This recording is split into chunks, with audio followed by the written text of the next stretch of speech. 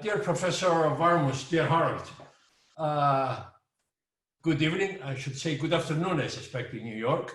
This afternoon. Yeah, I'm in New York State, not New York City. Oh, you are in upstate New York right now. Yeah, I am. Okay. Okay, interesting times, both in New York and this part of the world. I suspect especially so in the US, given the pandemic and the elections, we're all watching these very interesting times. And so thank you for finding the time away from the Cornell Medical School, from your civic duties, to discuss with us this year's Nobel Prize in Chemistry. This is a little off the topic for today, but the fact is that biological systems are built with chemicals.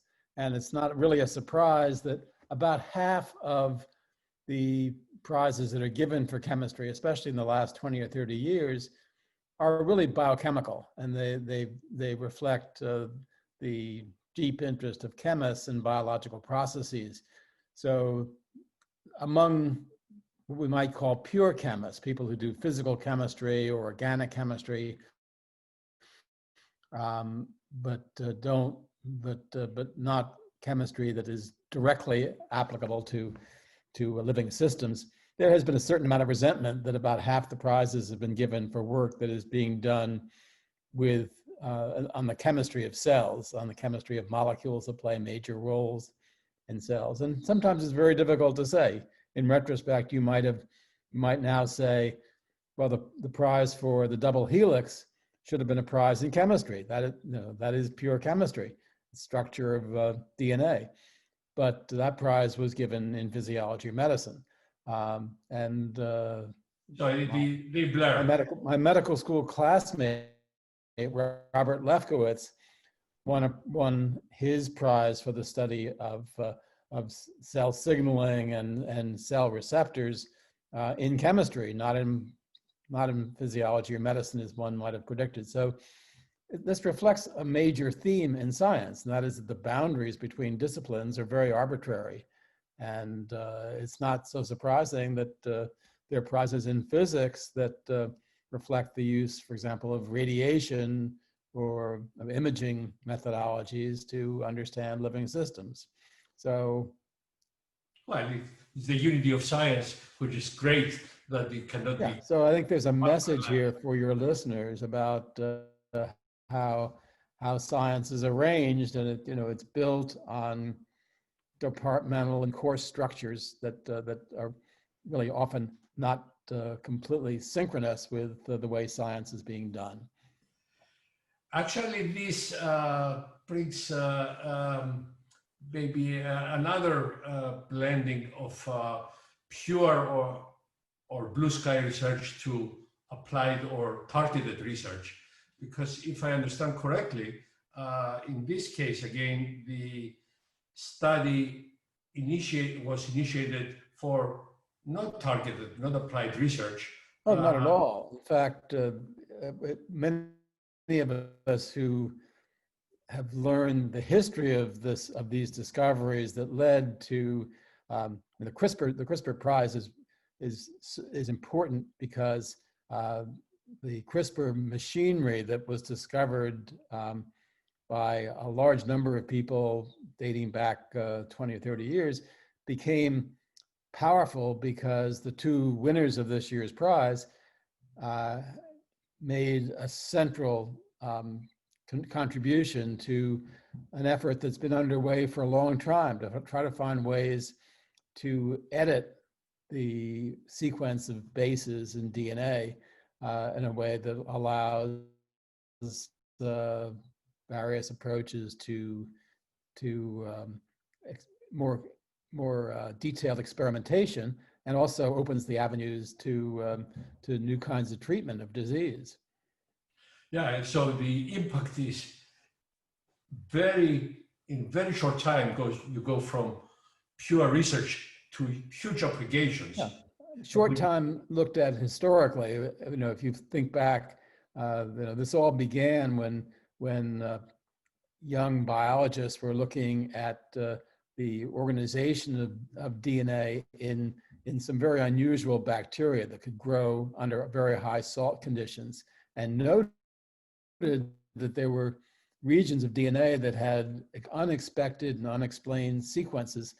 And they were trying to figure out how those repeated sequences were established, why they were in certain bacteria and not others, what advantages they conferred on the bacteria that contained them.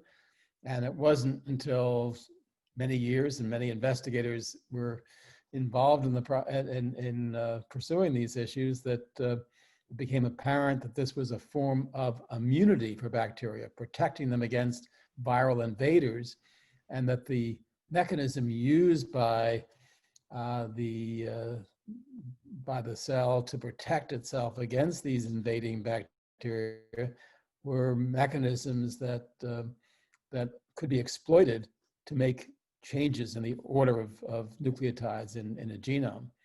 So that was a powerful perception. And then the next step was to learn how to apply that, to understand how the mechanism worked, so that it would be possible to use this machinery in an organized way to both explore the biological world, which has been the biggest effect of CRISPR so far, and to change the DNA of an individual who might, for example, have a genetic disease that could be corrected with this kind of so-called editing mechanism. So of course, that would have been my question or comment, how you evaluate the potential impact. Well, that's there's this question about how CRISPR, which is so powerful and so widely used in doing experiments with cells in culture or experimental animals like mice. I mean, every lab now, mine and virtually every other lab, even labs that don't know that much about molecular biology, use this machinery to do experiments that would not have been possible otherwise, saving time and money and actually making possible an experimental work that could not have been done before. That's happened very rapidly. In the course of just a few years, biological research has been transformed by these methods. But when you think about how you use these methods for treating disease, it becomes much more complicated. And on the one hand, there are the ethical concerns raised if you contemplate doing therapies that would change the DNA that you inherit from your parents, that DNA that might include mutations that create disease like cystic fibrosis or other inherited maladies. And we're all very concerned about that, because when you make those changes, they become perpetuated because they're in the germline, they get transmitted to offspring, and if the editing is not done correctly, you create a danger. And one of the guidelines of all medicine is do no harm. So doing manipulations that would change our inherited instructions for making the next generation poses real risk that none of us are willing to take yet, because these methods, while powerful, are not perfect. But when you think about some diseases, you can imagine changing not the germline, but only the DNA in cells that would not be used and cannot be used for transmitting information to the next generation. For example, there are strategies for treating certain blood diseases like sickle cell anemia or thalassemia that could be employed safely without transmission to the next generation. And the third thing that's possible is to consider treating diseases in which the changes that you want to make are only in cells that have undergone changes after birth. For example, in cancer. Now, there isn't much discussion about how CRISPR could be used in the treatment of cancer, but so far there isn't a simple strategy that looks likely to work at this point. But I do think that we all have to be aware that certain kinds of things could be done, changes in the immune system, changes in cancer cells, that could have a significant role in treating autoimmune diseases, infectious diseases, and cancer. So the bioethical issues are huge from They're acute. huge, but they can be constrained because if you think about the use of editing devices uh, only as a therapeutic approach that affects the patient, not the patient's offspring or the patient's relatives or anyone else in the environment, you are focusing the editing mechanism only on the individual patient, then the ethical issues become much less complicated. And there are experiments that are ongoing with approvals from institutional review boards that and ethical oversight committees that are consistent with good practice. So yes, CRISPR is already starting to be used in the treatment of certain diseases, but only, I think, in the context of careful consideration of the ethical violations that could occur if these experiments were not done correctly. And I'm sure you and people listening to this are probably aware that one outlaw scientist in China tried to carry out an experiment without adequate ethical review that would have changed the germline, and did change the germline, because the two children that were born, twin girls in China, should not have had the work done that was done. First of all, there were other ways to approach the problem that was being addressed, which was to try to provide these children with protection, inborn protection against HIV, the virus that causes AIDS. There are other ways to protect newborns from AIDS that could have been readily used that are currently in practice. And secondly, not enough consideration was given to how the experiment was done to ensure safety of the procedure, and the larger ethical considerations were not sufficiently given the attention they deserve. And as a result, that individual has been tried in court and given a jail sentence, and that is the way to show any renegade scientist that these procedures need to be considered extremely carefully and with due consideration for the ethical concerns. Of course, I assume that this, maybe not right now, but in a few years, it's not such a high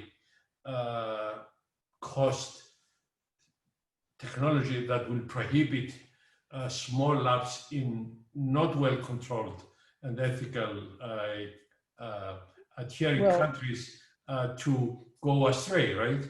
Is that the danger? Anyone can go astray, and then well, with a nuclear weapon or something like that. Nobody can prevent murder. Nobody can prevent anything. But the question is, what kind of standards do you set, and what kind of penalties do you legislate to try to prevent bad things from happening? You're right that the availability of CRISPR technology and the simplicity of the technology makes this much more available than technology required to build an atomic bomb. So it's a lot easier to do a CRISPR experiment than to make a complicated weapon. But I don't think it's that difficult for all countries or the UN to create regulations or laws that discourage and penalize people who carry out procedures that really are not ethically sound. Of course, this is, we can go on for hours about this, because no, we can't. There are implications also for the plants, right? This can be used for genetically modifying plants. It's a long discussion about that. Oh, there are lots of applications of the technology, but you don't want to confuse the technology with the outcome. That is, I believe that the technology should be widely used, but what needs to be legislated against are the uses of that technology to do things that are threatening to well-being and to cultural standards. Yes, it's obvious. Last question, when do we hope to see you back in Cyprus? After the pandemic. Okay, it's a promise. Okay, thank you very much. So thank you very much, Harold, and for taking the time. Bye. Bye.